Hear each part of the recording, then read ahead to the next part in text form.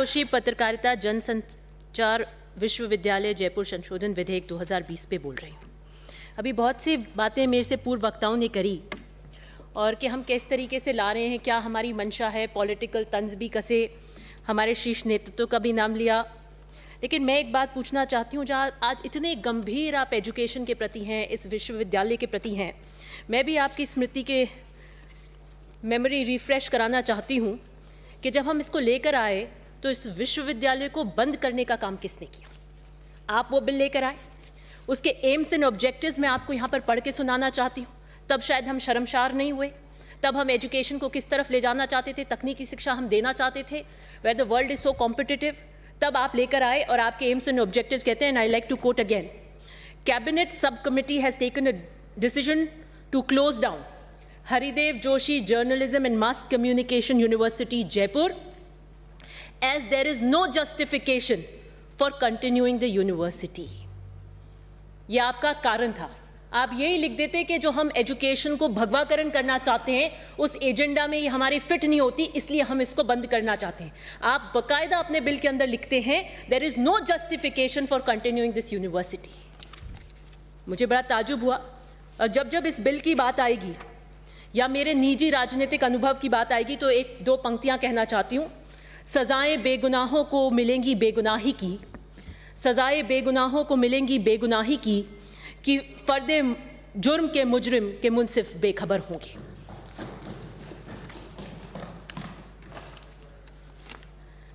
ये विचारों की लड़ाई है, ये लोकतंत्र की लड़ाई है, और लोकतंत्र का चौथा स्तंभ पत्रकारिता को बढ़ावा देने की आवश्यकता है।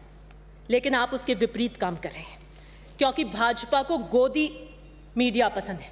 आप नहीं चाहते कि ऐसे पत्रकार बने जो आपको आंख में आंख डालकर सत्ता को प्रश्न कर सकें, आपको ललकार सकें। आप प्रश्न पूछने वाले पत्रकार नहीं बनाना चाहते, इसलिए आपका विरोध है इस पर्टिकुलर बिल से। आपका पॉलिटिकल एजेंडा इसके खिलाफ रहा है और हमेशा से रहा है। दूसरी बात, अभी हाईकोर्ट के गिरधान गढ़वी बनाम गुजरात राज्य को सारे के सारे वक्ताओं ने कोट किया और मुझे पता था कि इसको कोट करेंगे। लेकिन ये गुजरात के अंदर सरकार किसकी है? एक मिनट बात मत करें। गुजरात में सरकार किसकी है? जी हाँ, गुजरात वही है जो पूरे भारत में और विश्व में बताया गया कि मॉडल स्टेट है, मॉडल स्टेट। तो आप वहां एजुकेशन के साथ क्या खिलवाड़ कर रही थी? आप क्योंकि एजुकेशन सिस्टम के अंदर पूरा भगवाकरण करना चाहते हैं, ये तो सुप्रीम कोर्ट ने आपको कहा, और ये पार्ट आप उसका नहीं पढ़ेंगे जो सुप्रीम कोर्ट ने गुजरात की गवर्नमेंट के लिए कोट किया। यथा राजा तथा प्रजा, the sense of morality must begin from the doorstep of the leader who preaches, and who is the leader of Gujarat we all know. तो आप क्या करना चाहते हैं, आपकी मंशा क्या है, ये साफ इससे झलकती है। जो अमेंडमेंट हम लेकर आए हैं उसे प्रति एक चीज और कह रहे थे, और अजमेर से आने वाले सदस्य भी इसकी बात कर रहे थे कि हाई कोर्ट के अंदर इसको चैलेंज किया। There is a petition been filed by Pankaj Pratap Singh who has question the qualification of Om Thanvi, vice chancellor of the university. लेकिन मैं आपको बताना चाहूँ, आप जानते तो हैं अच्छी तरह, लेकिन आपको अपनी बात को कहने की जो सुंदर कला आप में है, उसमें आप जिस बात को इतनी बखूबी से छुपा देते हैं। 2019 में एक्ट में स्पष्ट उल्लेख है, कुलपति की नियुक्ति राज्य सरकार की अनुशंसा पर राज्यपाल द्वारा की जाएगी। इसमें पीएचडी होने या 10 वर्ष के प्रोफेसर होने का उल्लेख नहीं। प्रथम कुलपति राज्य सरकार की मंशा पर राज्यपाल द्वारा लगाया जाएगा। जिन सब कोटेशंस और यूजीसी को आप कोट कर रहे हैं, वो प्रथम कुलपति की योग्यता के प्रावधान पर लागू नहीं होता, आप सब जानते हैं। लेकिन सस्ती लोकप्रियता के लिए, और क्योंकि आपने इसको बंद किया था, ये आपके पॉलिटिकल एजेंडा के खिलाफ है, इसलिए आप उसकी बार बार बात करते हैं। जो हम अमेंडमेंट लेकर आए हैं, मैं उसमें दो सुझाव भी देना चाहूँगी। एक तो हम 10 वर्ष का अनुभव यूनिवर्सिटी और कॉलेज की बात करती हैं। मुझे लगता है कि we should limit this experience only to universities. मैंने बहुत सारे शिक्षाविदों से बात करी और ये सामने आया कि बहुत जगह बीजेपी अपने आरएसएस का एजेंडा लागू करने के लिए 10 वर्ष के अनुभव वाले यूनिवर्सिटी प्रोफेसर्स उनको नहीं मिले तो उन्होंने कॉलेज प्रोफेसर्स को नियुक्त किया। इसलिए विशेष रूप से मैं चाहती हूं कि इसको सिर्फ यूनिवर्सिटी तक लिमिट किया जाए। एक दूसरी चीज जो प्रोगेटिव है गवर्नर का, उसके लिए भी we should quit that, whether it is Rajasthan, Chhattisgarh, all of this, जहां पे वाइस चांसलर्स आरएसएस के एजेंडा के लिए आइडियोलॉजी से नियुक्त किए जाते, मुझे लगता है कि सरकार को कोई मैकेनिज्म क्रिएट करने की ज़रूरत है। वेस्ट बंगाल में दीदी और दीदी खेला होबो हो गया, उन्होंने एक कमेटी गठित कर रखी है, और या फिर आप एक पैनल बना के उसको कैबिनेट से अप्रूव करके फिर गवर्नर को भेजें। मुझे लगता है ऐसे कुछ करने की आवश्यकता है। दूसरी चीज़ मैं एक और कहना चाहूँगी, जो यूजीसी को ये बहुत कोट कर रहे हैं, ऑल सेंट्रल यूनिवर्सिटीज़ में वीसी के कार्यकाल 5 साल का है।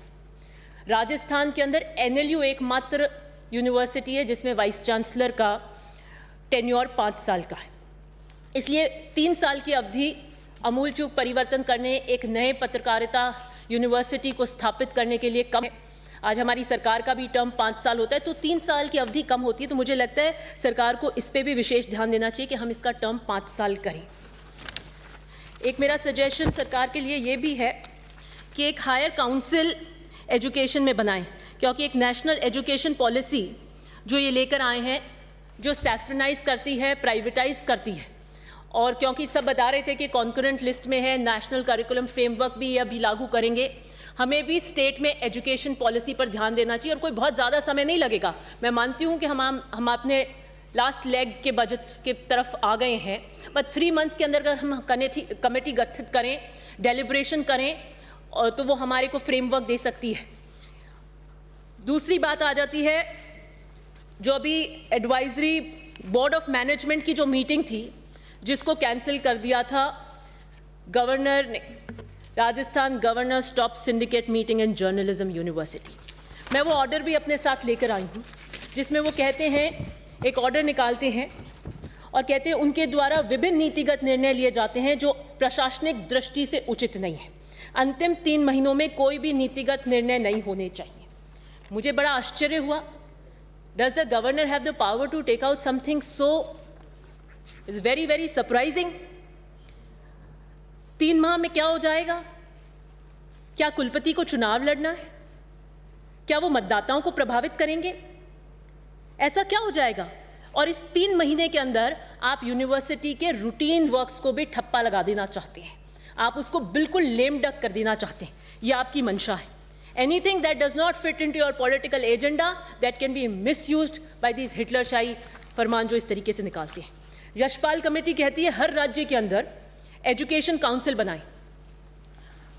आप एक काउंसिल बनाकर उसके अंदर चेयरमैन शिक्षा मंत्री रह जाएं, एमिनेंट शिक्षाविद रह जाएं, who will talk about the autonomy, who will talk about excellence, who will talk about fair teacher recruitment, who will talk about an objective selection of a vice chancellor, comprehensive work paper दे और पूरे higher education के architecture पर proposal दे सके। मेरा ये सुझाव है कि हमें करने की ज़रूरत है, नहीं तो अपने नेशनल एजुकेशन पॉलिसी के तहत ये पूरा का पूरा भगवाकरण करेंगे।